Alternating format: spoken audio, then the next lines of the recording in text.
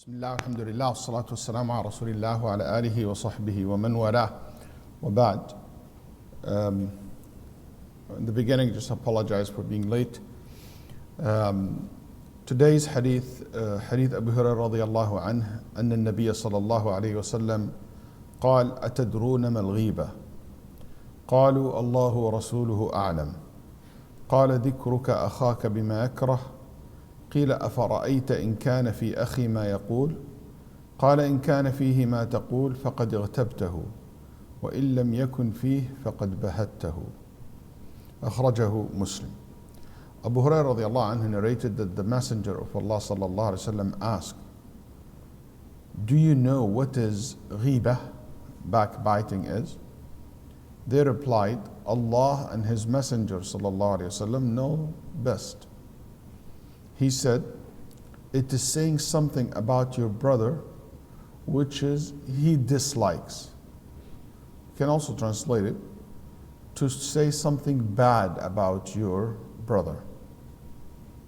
Someone asked, supposing that what I said about my brother was true. And the Messenger of Allah subhanahu wa ta'ala said, sallallahu alayhi wa sallam, if what you say about him or her is true, you have backbitten him. And if it is not true, you have slandered him. Reported by Imam Muslim rahimahullah ta'ala. This hadith also in Sunan Abi Dawood and At-Tirmidhi and Ahmad fil Musnad. It's a very famous, well-known hadith. In Nabi sallallahu alayhi wa sallam here when he said, Atadrun, do you know? This question, we call it in Arabic istifham. لا يقصد به طلب العلم. It's not intent that when he asked, not because he was looking for an answer, to be educated or to know. It's not like he's asking for information. No. That's a way of talking to get people's attention. يسمونه للتشويق. So in Nabi sallallahu alaihi wasallam, when he asked him, he knows what the answer is, but he asked them to get their attention. So they start thinking. They said, Allahu wa rasuluhu a'lam. Allah and His Messenger knows best. Or they know best. It's not because they don't know what is ghibah. They knew what's ghibah. But that's one of the etiquettes of the Sahaba and the adab and the respect that they have for the Prophet sallallahu alaihi wasallam. When he asked them something, they wait so they can get the knowledge from the Prophet sallallahu alaihi wasallam. And here's something, pay attention to it. Let's say if the Prophet sallallahu alaihi wasallam asked them something, then they answer, yeah, ghiba is to say this. Then he said, oh, that's fine, that's right. That's one scenario, that's right. The other scenario, that they said, Allah and His Messenger knows best. Tell us, Ya Rasulullah. One of the habits of the Prophet ﷺ, that when he says something about any subject, he will say it in a very eloquent way, number one. Number two, he might add some useful information. Or say it in a way that it is very rich in its meaning. Versus them just stating it, and he said, that's okay. Actually, you wait until you hear from the Prophet ﷺ, you will have more ilm, more knowledge coming from him sallallahu alayhi wa sallam. Al-Ghibah, which is backbiting. It's interesting, even in English, backbiting, yani you bite this person behind his, or talk bad about him behind his back. It's backbiting. And Al-Ghibah has similar concept. Even in English, we don't have words driven from meaning usually, or that's not how it works. But in Arabic, that's how it works. When you make a word, you go to the roots of it and you'll find the root is connected to what this word means. So here we say, like insan, why he was called insan, qalb, why there's a meaning, there's a connection between the word qalb and the heart, and the actions of the heart, and so forth. So al-ghibah, it means ash-shay'ul mastur. طيب, is something hidden, or something not present. So al-ghibah is to talk about someone who's not present, who's not in front of you, who's absent. طيب. Here the key point, because the translation depends on this coming word. And that's why you find me translated in two different ways. So pay attention to it. ذكرك أخاك بما يكره. بما يكره. باء ميم ألف ما يكره. يكره dislike. Okay? ما يكره. Has two ways to understand it in Arabic language. And both ways carried two different meanings, and the rulings will be interesting here to see the difference. So the first one that you say, الماء موصولة يعني تقول ذكرك أخاك بما هو مكروه أو بمكروه.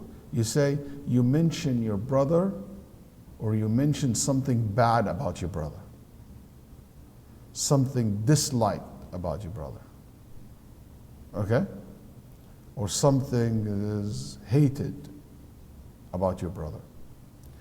But if you say ma ism mawsul, the wording will be ذكرك أخاك بالذي يكره. Yani you mention your brother by saying the thing that he or she dislike. What's the difference between the first and second? The first one, I'll just make it easier. You mention things, okay, the hated things about him. The other one, you mention the thing that he hates about himself. So the first one, it means you mention anything bad. It's very general. The second one, the thing that he feels it's bad. The thing that he feels it is not appropriate. You following? Because certain things, it might be okay for some people, even if it's bad, but I don't mind. So based on the second understanding, that will not be ghiba. Okay, I give you an example. For example, it's a bad thing to drink. Drinking alcohol is a bad thing, isn't it? But there's some fasiq person who's a drunk 24 hours. He smokes drugs and he uses drugs and he doesn't care. He doesn't feel this is bad. So if I say this person drinking, and for him it's okay, it's not something I'm ashamed of, that will not be a ghiba. Because it's not something that he feels is a shame. Another person, it is so common, he is okay to be called the short guy. For him, that's not a bad thing. But there is other person saying the short person, it's very offensive. A guy, you tell me, the fat boy. But you say the fat girl, you're in trouble. Okay? She will not accept that. So for her will be, oh, vice versa, he or she.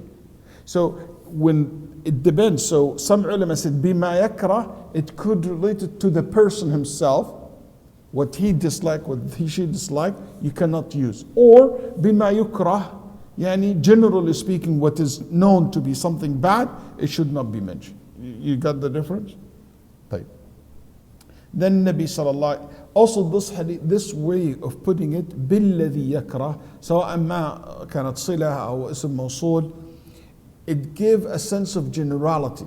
So that means you're not allowed to mention anything that person feels it's offensive to him, or he will be offended by it, or feel it's insult to him or to her. And that thing, it doesn't matter if it has to do with their look, with their way of they look, carry themselves, the way they talk. If it has to do about him or family member or his work or what, anything that will offend him, make him feel bad, insulting to him, that will be haram. It doesn't matter if it's verbal or if it is by sign. That's why when Safiya was mentioned, قال حسبك منها أنها one of the Prophet's wives said, oh yeah, your wife, she is this. And she just made a hand gesture. Yani she's a short girl. And Nabi Sallallahu Alaihi Wasallam said, you have said something so evil, so bad, that if you mix it with the seas, it will make the seas rotten. It smells bad. So the sea, you put sewage in the sea, it will not make the sea bad. It will, but it's not going to turn it to be like, ruin it completely. That's right. Can you imagine? It's worse than all this. And it's so evil what you said. Even though she didn't say anything. She just made a hand gesture. You got it? So here, you see that it is words, hand gestures, or hint. Sometimes people make ghiba in many different ways. And Shaykh al-Islam rahimahullah mentioned, some people, they will make ghiba to someone. So when a person is mentioned, they will say, La hawla wa la quwwata illa billah, Allah al-musta'an, astaghfirullah. Astaghfirullah, Allah, may Allah subhanahu wa ta'ala protect us. As obviously you're making the person as if it is bad.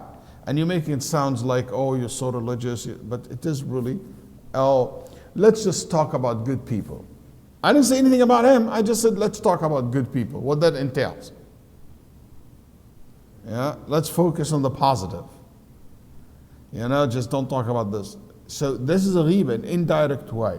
So the hadith shows you that in any way it is ghiba. So it has to do with mentioning things related to his deen or dunya. It is haram. طيب. فقد بهته. قال النبي صلى الله عليه وسلم, if it is in him, this quality, this ghiba. If it's not in the person, it is buhtan. Al-buhtan, it's the very surprising lie. البهت بهت كدهش يعني من الدهش والتحير. Originally it means بهت, it means confused. So why the Arab use the word confused to refer to lying?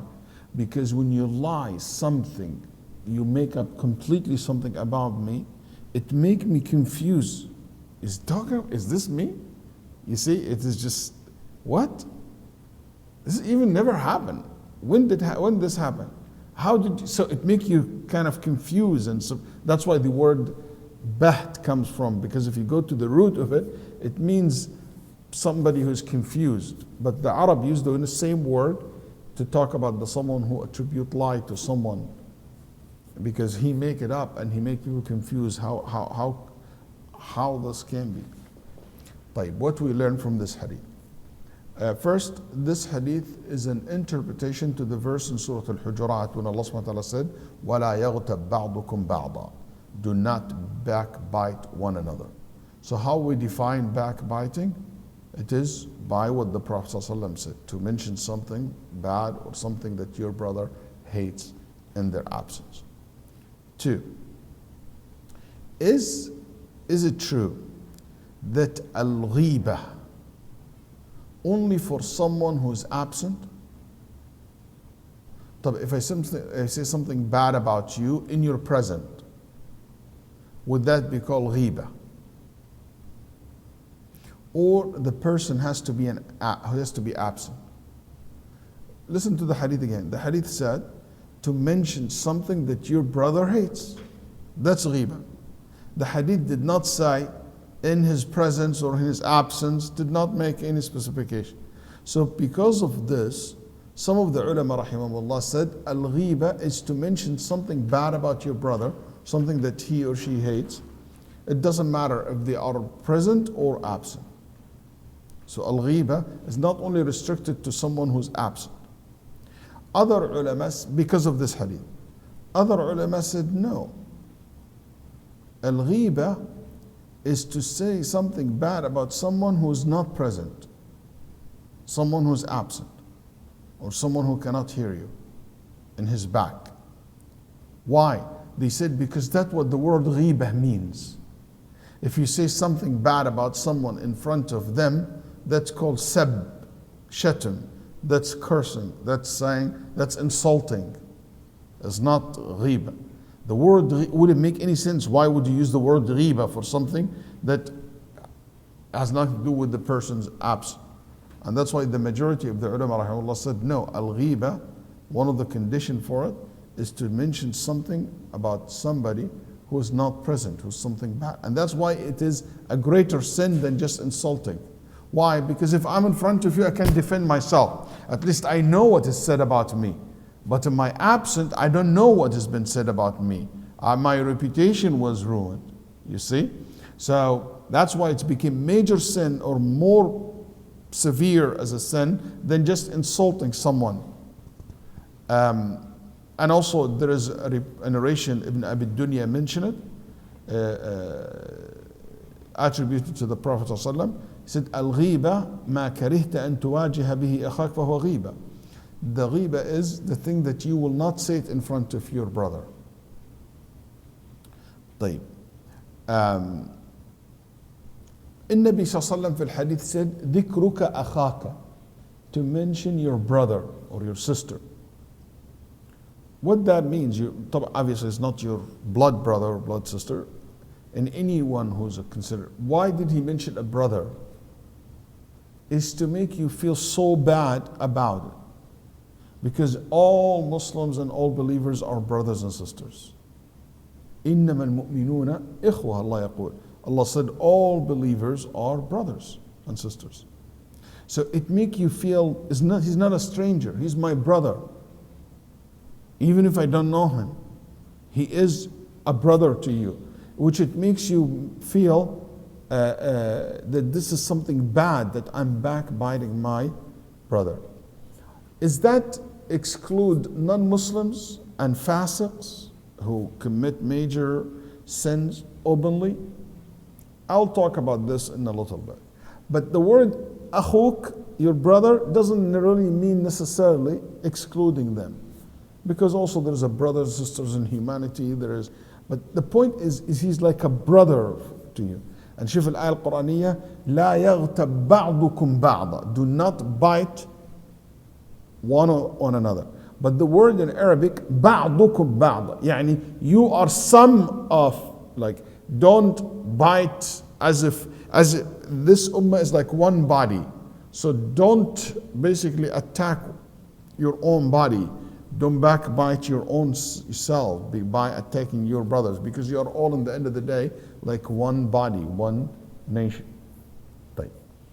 Al-ghiba, it is haram, no doubt. Allah subhanahu wa ta'ala said in Surah Al-Hujurat, وَلَا يَغْتَبْ بَعْضُكُمْ بَعْضًا. That's forbidding people to backbite. And he did not only say that, he said, أَيُحِبُّ أَحَدُكُمْ أَن يَأْكُلَ لَحْمَ أَخِيهِ مَيْتًا فَكَرِهْتُمُوهُ. Would you like to eat? You eat the flesh of your brother, dead corpse, you go and dig it from the graveyard and eat it. It's absolutely haram. Absolutely nobody will desire such thing. That's exactly what happened to you when you backbite your brother. And in one incident, the Nabi Sallallahu Alaihi Wasallam heard somebody is backbiting. The Nabi Sallallahu Alaihi Wasallam said, I can see the flesh of that person's in between your teeth, and as if you were eating his body. طيب.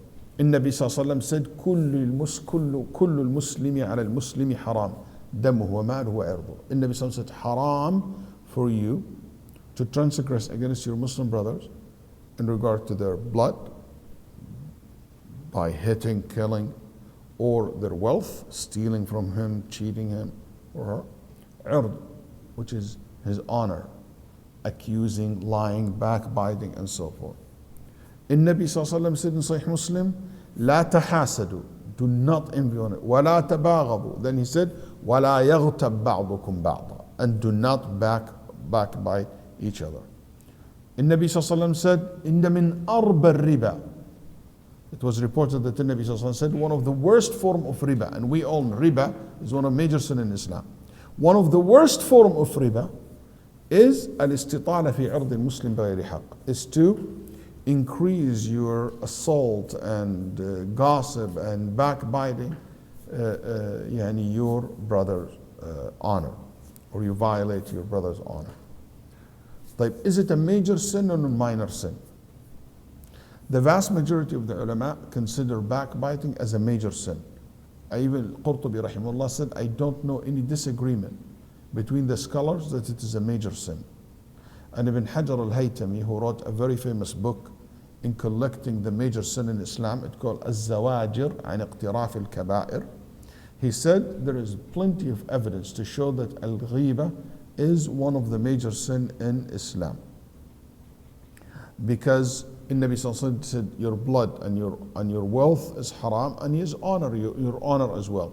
So killing a Muslim is haram, stealing the Muslim's money is haram, and backbiting the Muslims is haram as well. طيب. But there is no consensus. As a matter of fact, some of the fuqaha said, no, it is not a major sin, it's a minor sin. And among the people who said that, Al-Ghazali rahimahullah, or Al-Ghazali, Abu Hamid Al-Ghazali, and also among them, صاحب العمدة من الشافعية, الصنعاني rahimahullah said, and among them as well, the author of the book Al-Umdah. And I think he meant by that عمدة السالك وعدة الناسك للإمام شهاب الدين أبي العباس أحمد بن لؤلؤ القاهري الشافعي, the known as Ibn al-Naqib al-Misri. He's a very famous Shafi'i scholar. Zarkashi rahimahullah said, I'm amazed by someone who consider eating the dead bodies haram and major sin, yet he can say backbiting is a minor sin. It never makes sense to me, he said. But some of the Shafi'iyya has very interesting tafsir. Like Ibn al-Attar in his Hashiyah, he said, قال النجاري والمفتى به الآن, the fatwa now is, أنها كبيرة في حق العلماء الأتقياء والصالحين. If you backbite a scholar, a righteous person, a well-known righteous person, or a person of taqwa, it is a major sin. But if you backbite someone else, especially those who make sins and sinners and make major sin, the backbiting in regard to them is a minor sin. But there is no proof for that. What I think it is more correctly is that it is a major sin. But when you backbite al-ulama wa righteous and the awliya, and this major sin are not one level. Major sins are many different levels. It rises to one of the highest level of major, the highest form or the worst form of ghiba is to make ghiba to the righteous people and to the scholars. But it doesn't mean that the rest are minor sin. What about the non-Muslims? Is backbiting the non-Muslims haram? Because the Prophet in the Quran says, أخوك, your brother. And obviously your brother here in Islam. Let me start with this. Number one, we have to, all of us agree, that al-mu'min, as the Nabi sallallahu alaihi wasallam said in Hadith Tirmidhi, ليس بالفاحش ولا البذيء. Al-mu'min is not a person who is, have bad manners, a person who speaks ill of people, ta'an, la'an, and no doubt backbiting is one of these qualities. So the mu'min is every Muslim was ordered to protect his tongue and not to say bad things about people, regardless who those people are. So that's number one. Number two,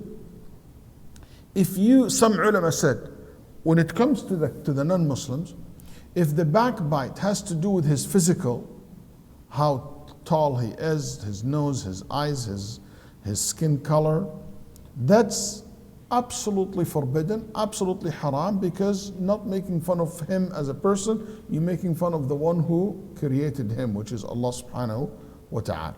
But if you backbite or you mention his bad manners and the kufr that he does, like adultery or drinking or things of that nature, they said it is not a backbite. But that doesn't solve the problem. What about if somebody backbites someone who's not Muslims about being stingy, or being funny, or making fun of someone, like mention bad things about them? You know, it didn't like solve the problem what those people, what at least this individual said. Some ulama said, no. It is not allowed to backbite a non-Muslim if he is a dhimmi. What's dhimmi? A dhimmi is the one who lives under the protection of Muslims. Under the protection of Muslims, like who live among Muslims. As for the one who is muharib, someone who fighting the Muslims, it is not allowed. Sorry, it is allowed. Someone who is fighting the Muslims are allowed. And they said, and the proof for that, that the Nabi Sallallahu Alaihi Wasallam in the day of Qurayza, he said, Uhjuhum wa Jibreel ma'ak. He said to Hassan, he said, Uhjuhum, al-hija in Arabic language, is to make poetry mentioning the bad things about others. Like when I make a poetry making fun of someone, or not fun, mentioning the bad quality of someone, that's called hija. It's a poetry all about criticism, about criticizing you and mentioning the bad thing in you. So if the Nabi Sallallahu Alaihi Wasallam telling Hassan to do this about the mushrikeen, that's a backbite. Because Hassan with the Prophet Sallallahu Alaihi Wasallam and those mushrikeen in the other side. They're not in front of him. That's not backbite. So they said, but those who engage of harb, in war.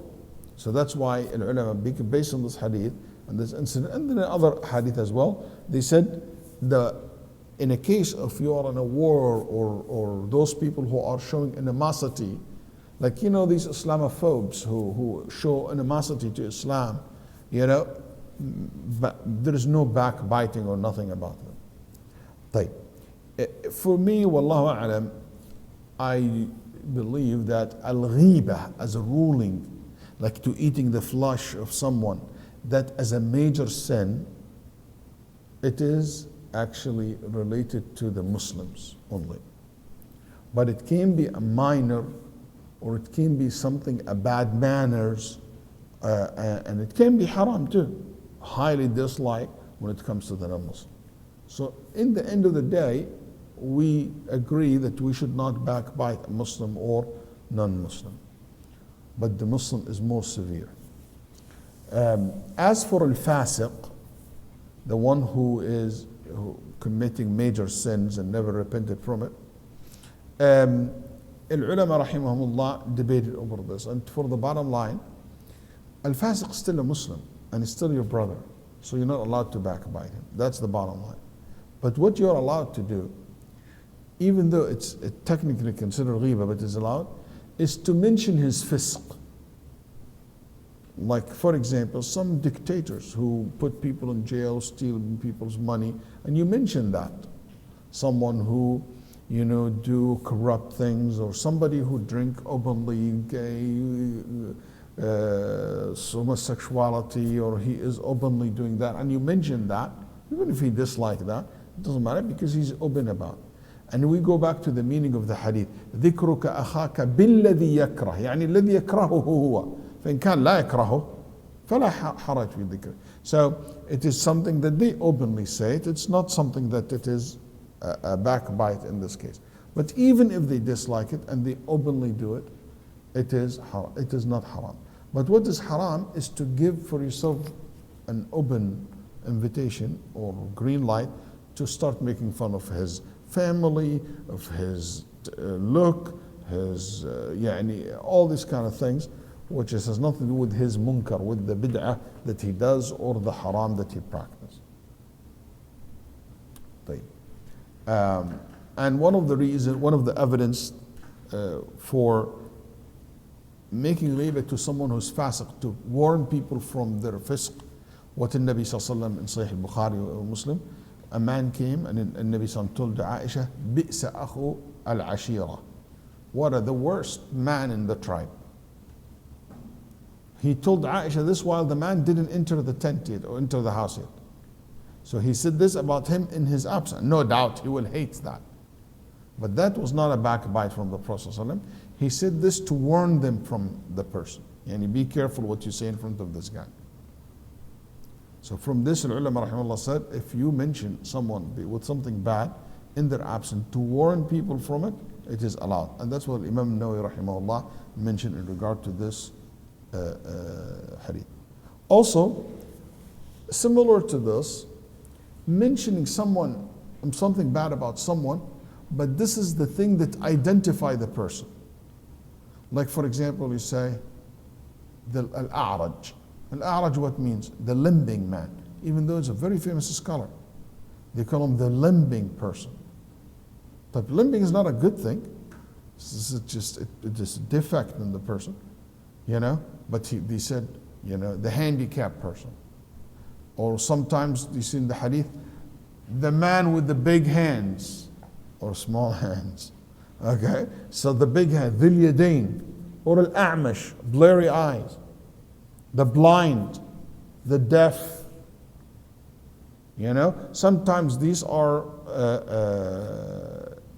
it's not ghiba because that's how you identify the person.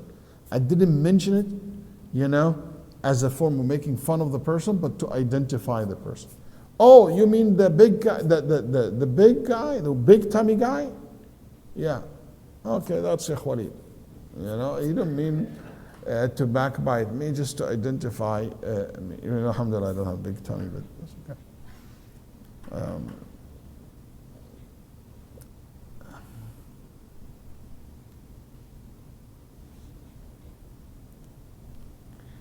The next point, what about backbiting unknown person? What I mean by unknown? Unknown to you. What if I say, there is this guy, this about the person, without mentioning him or her, and none of you know that person. لا غيبة لمجهول. A rule. There is no ghiba for unknown person. That's why Nabi Sallallahu Alaihi Wasallam sometimes he would say, ما بال أقوام وأقوام. Some people did this and did that. There's no ghiba here. Okay? Also, what if someone said, you know what? Somebody that day said, oh, I made a joke about, let's say, people from certain culture or country or city. Let's say made fun of Scottish, for example, or Irish, or, hey, those, whatever, some country or some quality in people. Like to say somebody made a joke or said something about people with red hair or blonde hair or whatever, or Saidi, like in Egypt or something like that. Somebody said, oh, you made ghiba to each and every one from that culture. See how many sin that you, and some khutbah even get so excited, those will be all on the day of judgment like ghiba to them, commit a major sin against every one of them. That's not true. That's not ghiba. It's not good manners, especially if you're making fun and you're belittling people, and it's something insulting, or if someone from there will feel insulted. But you not specifically mention someone by name, just a general concept. That's not considered ghiba. And one of the evidence that the ulama rahimahullah, مثلا صاحب البحر الرائق في الحنفي رحمه الله said, إذا رجل اغتاب أهل قرية لم تكن غيبة حتى يسمي قوما بأعينهم. If somebody made ghiba to a people of city or a city, this people, this city, he didn't make ghiba unless he mentioned one person by name that known to people. طيب. It is not something I'm not encouraging you to do or to say, but it's not ghiba specifically. Ghiba is a major sin. طيب.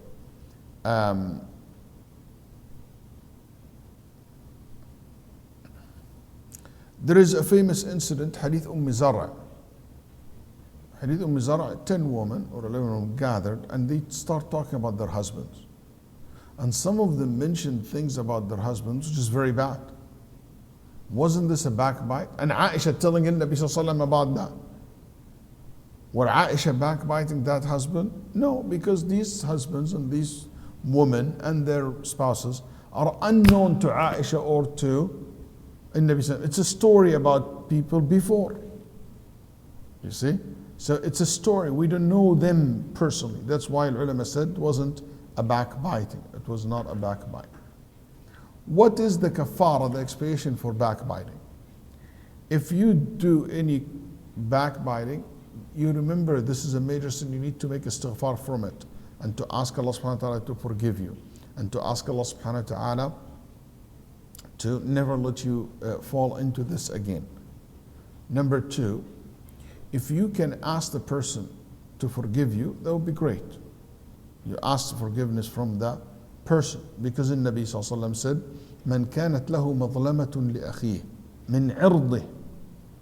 If you have violated someone's honor, you did something that wrong to them in relation to their honor, psychologically or like emotionally or verbally or anything, like you hurt them, even if it's not physical hurt, you should ask forgiveness from them before a day will come where there is no money between both of you. It will be taken from your good deeds according to the size of your madlama, according to the size of your sin against him. And if you don't have any good deeds to give, it will be taken from his bad deeds and put on you. This is reported by Al-Bukhari rahimahullah ta'ala. So that's why you should ask the person for forgiveness. طيب, but what if the person didn't know that I backbite him? Like I backbite a person and he didn't know that. Should I tell him, hey, by the way, yesterday I backbite you in front of people? And Imam Ahmad rahimahullah said, if he never knew about it, don't tell him. لا تعلمه. Imam Ahmad rahimahullah. What you should do, you should say good things about him in his absence in front of the same group that you backbite him in front of. Let's say you have a group of people gathered and in front of your brothers, you mention something about your cousin. You know what, gather your brother and said, hey, my cousin, what we said is wrong and wasn't supposed to say something like that. And by the way, he's good and whatever good thing you know about him. And Al-Hasan al-Basri rahimahullah said, كفارة الغيبة أن تستغفر لمن اغتبته. Hasan al-Basri said the expiation of ghiba is to ask forgiveness for the person that you backbite. So if I backbite Ahmad, I said, Allahumma ghafir Ahmad, Allahumma afu, in his absence. Some ulama said, no, actually you have to go and to ask the person. طيب, if with a condition, and Nawawi rahimahullah said, if you know that by telling him he will forgive you, that's good. But if you know, if you tell him, that will make the problem bigger. Oh, so you were backbiting me yesterday. That's what I thought. And it will become bigger problem. With who, inshallah, you are doing that? And it will create more problem between you and him and other people. In this case, you should not tell him. You should not tell him. Does he need to tell him what exactly he said about him? Two opinions among the Shafi'iyya, Nawawi rahimahullah said. Some said yes, and some said, no, you don't have to. You just say, forgive me, I backbite you. And that's more likely to be correct. And if you know that this will cause more damage, as Ibn Muflih and Jama'ah, Shaykh Islam ibn Taymiyyah, and Nawawi, and many scholars said, you don't need to say anything to the person. طيب. Hudayfa radiallahu anhu, كفارة من اغتبته أن تستغفر له. Hudayfa also said the kafara for someone that you backbite is to ask Allah forgiveness for him. Abdullah ibn Mubarak said to Sufyan ibn Uyayna, التوبة من الغيبة أن تستغفر لمن اغتبته. He said to ask forgiveness for the person who you backbite. Sufyan ibn Uyayna said, no, it's to ask forgiveness from what you said about him. Then Ibn al-Mubarak said, لا تؤذوه مرتين. Don't hurt that person twice by mentioning bad things about him in his absence, and now you say it in front of his face. You know, it will hurt him. That's like a double problem. He said, don't do that, basically. One thing I want to mention as well, one of the relating point, if your brother came to you and asked, or sister said, hey, I backbite you, please forgive me, don't ask about the details, just said you are forgiven. You are forgiven. Ibn Sirin passed by people, and after he passed them by a little bit, a man came, run, and followed him. And he said, Ya Ibn Sirin, Ya Abu Bakr. He said, yes. He said, please forgive us. We said something bad about you earlier when you passed by us. Halilna. You know, please forgive us. He said, أنا لا أحل ما حرم الله. I cannot say it's you're halal, you're forgiven, because that's belong to Allah. But what is belong to me, because it's a sin. Al-Ghiba, it's a sin, has two sides. The human beings, and you violated one of the code of Allah. So it's between you and Allah as a sin, and between you and humans. He said, what is for me, I forgive it. Don't worry about me. But what is between you and Allah, that's something you have to deal with it. You sincerely repent to Allah subhanahu wa ta'ala. Al-Ghiba is one of the reasons for spreading animosity in society. And by the way, Al-Ghiba opened the door for other things, because most likely the person so used to Ghiba will end up making buhtan, which is attributing things not even true. Al-Ghiba is it is haram in Islam because of the damage it does to the society. There is certain punishments were mentioned in regard to al-ghiba, and we see how Allah subhanahu wa ta'ala said it's like eating the flesh of your brother. In Nabi sallallahu alaihi wasallam passed by two graves, and he said they are punished for something that is major. One of them kana yamshi bin namima, gossip, speak bad about people. That's also a form of ghiba. In Nabi sallallahu alaihi wasallam said, in the day of Al-Isra, I passed by people have very long nails. They will do like this to their face, and they will scratch their faces until you see the bones and the flesh goes down. I said, Ya Jibreel, who are they? Then he said, those are the people who backbite people. وَيَقَعُونَ فِي أَعْرَاضٍ يَغْتَابُونَ النَّاسَ. They backbite people and they say bad things about them, and they violate people's honor. In Nabi sallallahu alaihi wasallam was mentioned to him a woman who died. He said she is in hellfire. They said, Ya Rasulullah, or a woman, I don't know if just a woman. And in Nabi sallallahu alaihi wasallam said she is in hellfire. They said, Ya Rasulullah, صوامة, she prays, she fasts, she's a good abid. Then Nabi قال she كانت تؤذي جيرانها بلسانها. She used to hurt her neighbor with her tongue.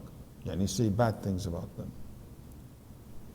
Abu Hurairah radiallahu anhu said, do you know al-muflis, the one who will run bankrupt? And maybe you all know the hadith. And Nabi sallallahu alaihi wasallam said, is the one who will come in the day of judgment with salah and siyam and zakah, but he insulted this person, he backbited this person, until his hasanat will be taken from him and given to those who he harmed, and their sins will be given to him. Then he will be going to hellfire. وَقَدِمْنَا إِلَى مَا عَمِلُوا مِنْ عَمَلٍ فَجَعَلْنَاهُ هَبَاءً مَنْثُورًا. Allah subhanahu wa ta'ala said in Surah Al-Humaza, وَيْلٌ لِكُلِّ هُمَزَةٍ لُمَزَةٍ. Wail is a great punishment in hellfire. For who? هُمَزَةٍ لُمَزَةٍ. Al-Humaza الذي يأكل لحوم الناس. Al-Humaza, Mujahid said, the one who backbite people. Wal-Lumazah is the person who accuse people with falsehood. It is important, one of the points I will, before, I only have 2 more points left. One of the points in relation to this hadith, if you hear someone backbite in front of you, don't just remain silent. Don't be complicit. Don't be a partner. Said that's haram, don't do that. You know why backbite is so common? Because people don't speak out in the gathering. If someone said something like that, just say, hey, it's not allowed. That's haram. You can't do that. Allah قال وَإِذَا سَمِعُوا اللَّغْوَ أَعْرَضُوا عَنْهُ. When they hear al-laghu is any talk which is false, talk which is haram. They stay away from it. In Surah Al-Qasas, Allah said, إِنَّ السَّمْعَ وَالْبَصَرَ وَالْفُؤَادَ كُلُّ أُولَٰئِكَ عَنْهُ مَسْئُولًا. You will be asked about anything that you hear, you see. So your ear, your eye, your heart, your mind, you will be asked about it. So Allah will ask about what you heard from those people when they're backbiting your brothers and sisters. النبي صلى الله عليه وسلم في مسند الإمام أحمد said, من ذب عن عرض أخيه بالغيب كان حقا على الله أن يعتقه من النار. في رواية ذب الله عنه النار. If you protect your brother or sister's honor in their absence, Allah will protect you from the hellfire in the day of judgment. اغتاب مرة رجل عند معروف الكرخي. معروف الكرخي أبو ريحانة. Somebody backbites someone in front of him. So معروف told him, اذكر القطن إذا وضع على عينيك. Remember the day when they put cotton in your ear and in your eyes. When you die, that's what they do. They put cotton in the eyes, cotton on the ear.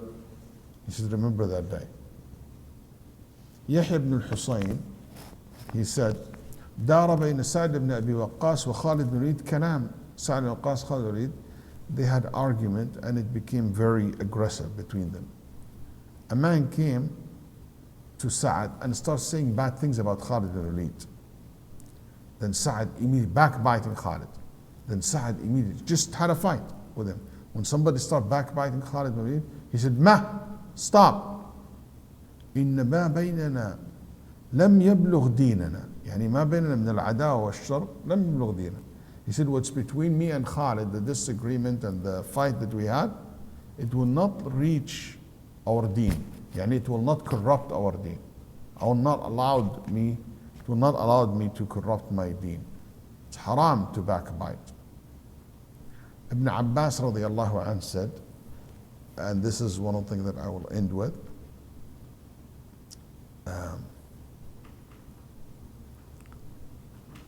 اذكر أخاك إذا غاب عنك بما تحب أن يذكرك به ودع ما تحب أن يدع منك. When your brother is not present, mention the things about him that you would like him to mention about you in your absence. And don't say the thing that you would not like him to mention about you in your absence. Same thing do to your brother. Amr ibn al-As radiallahu anhu once was passing with his students and people around him by a mule which is old and rotten, and he said, Wallahi, to fill your stomach from this dead animal, it's easier than to eat your brother's flesh by backbiting him. Ibn Sirin said, إن أكثر الناس خطايا أكثرهم ذكرا لخطايا الناس. The most sinful person is the person who always talks about people's mistakes and sins. Al-Sha'bi rahimahullah said, Al-Abbas ibn Abdul Muttalib, Al-Abbas one told his son, Abdullah, my son, أرى أمير المؤمنين يدنيك, I see the Khalifa bring you closer to him and he trusted you. فاحفظ مني ثلاثة, so know this, لا تغتب من له سر ولا يسمعن منك كذبا ولا تغتابن عنده أحدا. Yani, he said, do not ever backbite anyone in front of him. One thing that he said. Also, Ya'la ibn Ubayd, he said, I was with Sufyan al-Thawri, rahimahullah. A man came to him and he said, Abu Abdullah al-Sallal. فقال سفيان يا أبا عبد الله الحديث الذي روي أن الله يبغض أهل بيت اللحميين. He said, what do you think of this hadith where Allah hates the people who the people who eat or consume a lot of meat? Is it has to do with the meat, yani the beef and the meat? He said, no, the one who eats the people's meat, human flesh. قال الذين يأكلون لحوم الناس. Abu Asim said, since I know ghiba is haram, I never backbite anyone. وقيل للحسن, so and so backbite you. Then he said, I sent him a plate with dates and fruits. They said, why did you do that? He said, thank you for giving me your hasanat. Last night you backbite me, and I want to thank you for giving me hasanat. Yani, even Ibn al-Mubarak said, if I would backbite anyone, it will be my parents, so they can take my hasanat, so they can take my reward at the day of judgment. You know, but I'm not going to do this to them or to anyone else. Al-Hasan al-Basri rahimahullah, somebody told him, I heard that you backbite me. Hasan al-Basri said, son, ما بلغ قدرك عندي أن أحكمك في حسناتي. You for me, no one to make you have a control over my hasanat in the day of judgment, to take it. I never backbite you. I don't want someone like you to be in control of my good deeds in the day of judgment or take it away from me. I do all this hard work and you just come and collect it from me in the day of judgment. No, son, I didn't do that. So here, something like maybe we can end with, it's important for us to watch our tongue. It's to learn how to stop ghiba. Ibn Wahb, هذا العالم المصري الكبير, he said, I used to mention people, backbite. So I said, every day, every time I backbite, I will fast. قال فأنهكني الصيام. Siyam became so, I fast too many days, became hard. I said, you know what, I'm going to give dirham every time I said something about somebody. He said, فحب الدراهم جعلني أترك الغيبة. My love for money taught me not to backbite anyone, because I keep giving. In other words, the person has to be honest with himself. If you have a problem talking about people, you have to be honest with yourself, and you have to work on it. One of the things is, if you do it, ask yourself why I do it. Do I do it when I stay late? Do I do it around certain people? Do I start to avoid this gathering? You know, you have to learn and to see what are the reasons for this backbite to happen, and to avoid it, and to make istighfar, and to ask Allah subhanahu wa ta'ala to forgive you. And also, make sure that we don't allow people to make ghibah. And if you do that, ask someone, hey, if you ever heard me saying something about somebody, please tell me stop. Stop me. Don't take it lightly, and please, please, let's make sure that we teach our children not to backbite from the early age. Don't allow them to talk bad about people in school. Don't allow them to talk bad people about, your brothers and sisters in their absence. Teach them what ghiba is and how important for you not to backbite or to gossip. It's something that it's a habit if you don't have. Maybe just very quickly, there is no ghiba in consulting. Like, I want to consult you about someone. Can I hire this person? He works for you. What is his work ethics? So when you consult, I'm allowed to give you the right feedback. When it comes to marriage, also, is he a good person for my wife, for my daughter, for my sister? I'm going to marry this woman. Is she's good? He's good. That's why when Fatima said, Ya Rasulullah, Fatima bin Qais said, Ya Rasulullah, Al-Jahm proposed to me, Usama proposed to me, Sufyan, Muawiyah proposed to me. He said, Muawiyah su'luk la mala lah. Muawiyah is poor, has no, su'luk like a loser type. He doesn't have any money. And Jahm, a person who always have the stick on his, he beats, he hits woman. He's very aggressive. So that's something nobody would like to be described this way. But he said that, sallallahu alaihi wasallam, as a form of being sincere advice to the woman. So in a case, the third one, in front of the judge. In front of the judge, there's no backbite. I can tell the judge exactly what happened to me. The wife, the husbands, the partners, a case, witness, so there's no backbite. In ilm al-hadith, in the scholars who in hadith, when they talk about the narrators, is this, like for example, he's kadhab, he's a liar, he's a weak narrator. So there's no backbiting in case like this. Also, there's no backbite in ta'rif, which is I mentioned earlier. If I identify the person by being the limping man or the hand man or the man with the big hands, these are not backbite. It's just I meant to identify the person with what he has. Also, when you mention the bid'ah of someone, let's say I'm going to mention somebody who's making bid'ah and to warn people from it. There's no bid'ah and there's no harm in this. The last one, when I mention somebody's wrong deeds, sins and wrongdoing, to warn people from it, there is no ghibah by doing that. These are the areas where al-ghibah is not considered ghibah. These are exceptions from the rules. And it's obvious because of the benefit. With this, we'll come to the conclusion of our class today. May Allah subhanahu wa ta'ala protect all of us. Sallallahu ala nabiyyina Muhammad.